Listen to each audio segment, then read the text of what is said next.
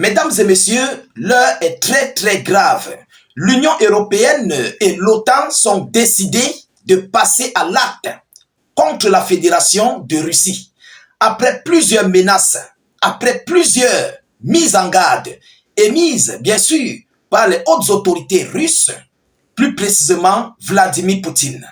Alors, l'Europe a décidé de balayer tout cela de la main et ont mis déjà sur pied, ils ont mis sur pied un plan féroce, un plan machiavélique, un plan qui viserait à forcer la Russie sur la table des négociations. Alors, mesdames, mesdemoiselles et messieurs, l'heure est grave. Juste 72 heures après que Emmanuel Macron ait réuni les pays membres de l'Union européenne et de l'OTAN, aujourd'hui, on nous annonce ce genre de plan que je vais vous annoncer tout à l'heure. D'ailleurs, un plan qui est composé des troupes au sol, dans les airs et sur la mer. On se pose les questions. Est-ce que c'est toujours les soldats de paix qui veulent transférer en Ukraine? Grosse question. Et un chiffre colossal d'hommes. Mesdames, mesdemoiselles et messieurs. Alors, pendant que le monde entier, les États-Unis d'Amérique, la Russie et tous les autres sont en train de trouver, de chercher des issues pour mettre terme à ce conflit, voilà aujourd'hui ce qu'on nous relaie comme information. Mais permettez-moi d'entrer dans les informations officielles pour que vous puissiez comprendre ce qu'ils ont préparé, ce qu'ils ont dit et ce qui se prépare. Mais avant de continuer, mesdames et messieurs, je vous prie de partager massivement cette vidéo dans tous les groupes possibles. Mettez cette vidéo au moins, que chacun d'entre vous mette cette vidéo au moins dans 5 groupes. Ah oui. Et ceux qui ne sont pas encore abonnés à nos différents canaux, abonnez-vous. Ça ne vous coûte qu'une seconde. Vous cliquez sur le bouton suivre juste là et vous êtes abonné. Vous recevez toujours nos vidéoconférences en temps réel. Pareillement sur YouTube, cliquez sur le bouton s'abonner. Mettez vos avis en commentaire et n'hésitez pas de mettre beaucoup de j'aime. Mettez suffisamment de j'aime. Alors, selon les informations, c'est un plan franco-britannique. Vous comprenez? Ce plan, ils ont mis ce plan, le nom franco-britannique. Vous comprenez? Mais en réalité, dans ces deux groupes, dans ces deux parties, il y a les forces de l'Union européenne et de l'OTAN. Est-ce que vous comprenez? Voilà ici leur jeu. Selon les informations, plan franco-britannique sur une force militaire pour garantir la sécurité de l'Ukraine. Selon eux, pour garantir la sécurité de l'Ukraine, donc pour le transfert des soldats de paix. Est-ce que vous comprenez? Alors, le Royaume-Uni et la France travaillent à la création d'une force européenne destinée à assurer la sécurité de l'Ukraine dans le cadre d'un éventuel accord de cessez-le-feu qui serait composé, un plan qui serait composé, écoutez, au moins de 30 000 militaires. 30 000 militaires, rapportent jeudi les médias britanniques. Ce n'est pas moi qui le dis. Ce n'est pas moi qui le dis. Après, les gens diront que oh, ce n'est pas moi, c'est ici. Ce n'est pas moi qui le dis. Rapportent les médias britanniques. Allez chercher, vous allez trouver. Selon les informations, citant des responsables occidentaux, plusieurs journaux tels que le Guardian, The Times, ce sont les médias qui ont publié l'information, rapportent que cette force serait principalement aérienne et maritime, avec une présence minimale, sur le terrain, donc sur terre, avec une présence minimale sur terre. Alors, on s'attend à quoi? Normalement, les soldats de paix doivent être déployés sur toute la ligne de front.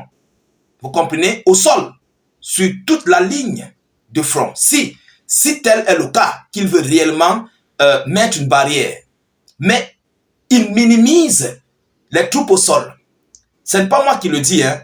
Voilà. Donc, une présence minimale sur le terrain, à l'écart de la ligne de front dans l'est du pays. Alors, ce contingent militaire aurait pour objectif d'empêcher les attaques russes contre les villes, les ports et les infrastructures ukrainiennes dans l'éventualité d'un cessez-le-feu. Le feu conclu d'un cessez-le-feu conclu sous l'égide des États-Unis, écrit The Guardian. Selon les journaux, une condition pour un tel plan serait l'assurance d'une l'assurance d'une couverture aérienne de la part des États-Unis pour dissuader la Russie de violer un éventuel accord. On va décortiquer.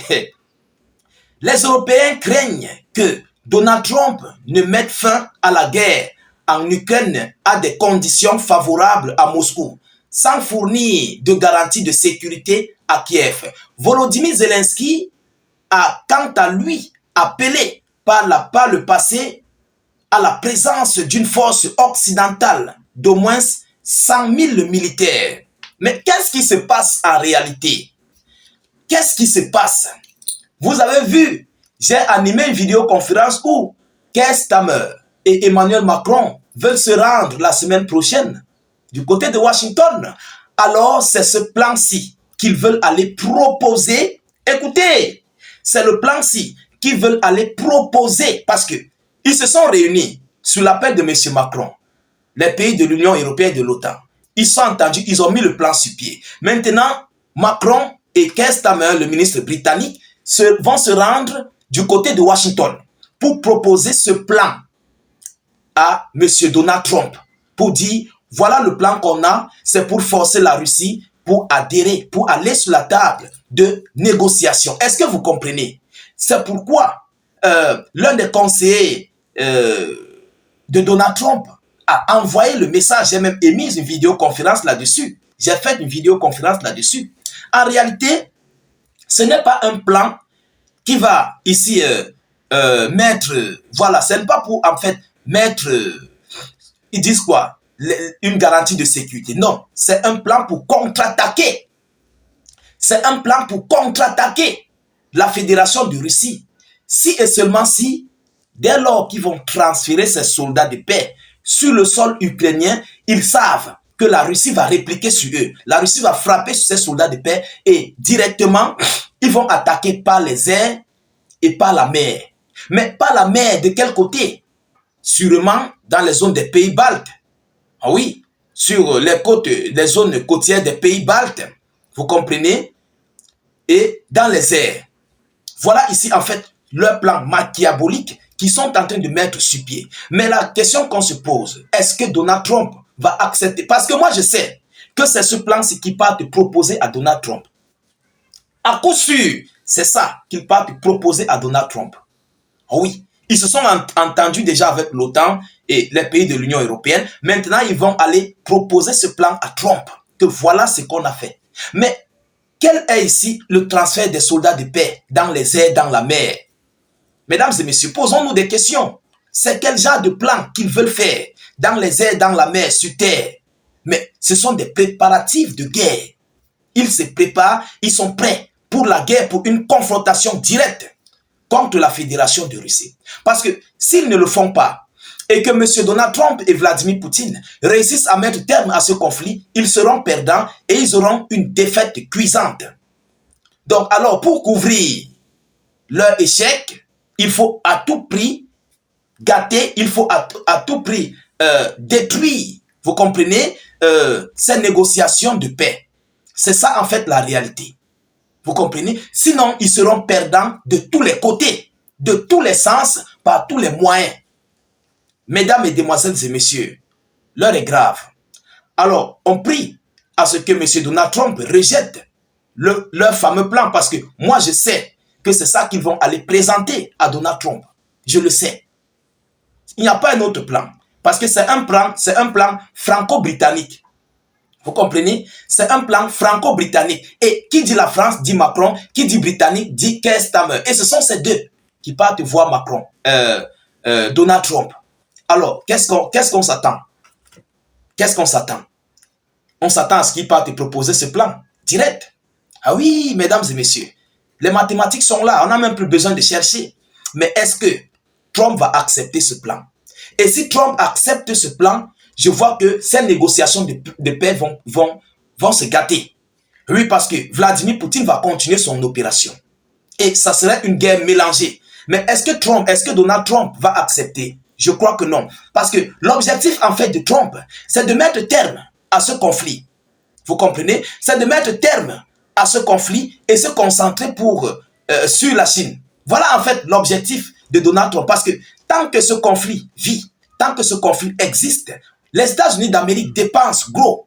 L'Europe dépense. La Chine se développe. L'économie chinoise monte à puissance. Et les États-Unis d'Amérique craignent à ce que la Chine ne prenne le dessus, mais complètement dans le domaine économique. Est-ce que vous comprenez? Alors, il faut que Donald Trump mette terme à ce conflit. Et ça n'arrange pas les Européens, ça n'arrange pas les Occidentaux, les Otaniens, parce que c'est une défaite et ils seront perdants. Tout ce qu'ils ont investi va aller dans l'eau. Voilà en fait les réalités. Mesdames, Mesdemoiselles et Messieurs, nous continuons de suivre cette actualité de près. Nous ne manquerons pas de vous tenir informés et nous attendons d'ailleurs la réponse de la Fédération de Russie. Oui, je viendrai avec la réponse des Russes dès lors que si ça serait annoncé, ce que la Russie dira par rapport à ce fameux plan que les Otaniens et Européens viennent de mettre sur pied. Partagez la vidéoconférence partout à travers le monde. Mettez-la dans tous les groupes possibles. N'hésitez pas à mettre suffisamment d'avis en commentaire. Même si vous n'avez rien à écrire, mettez salut état d'urgence en commentaire ou encore vive la paix dans le monde. Je vous reviens tout à l'heure pour une prochaine série d'actualités. Soyez encore salués une fois de plus. Ciao, ciao.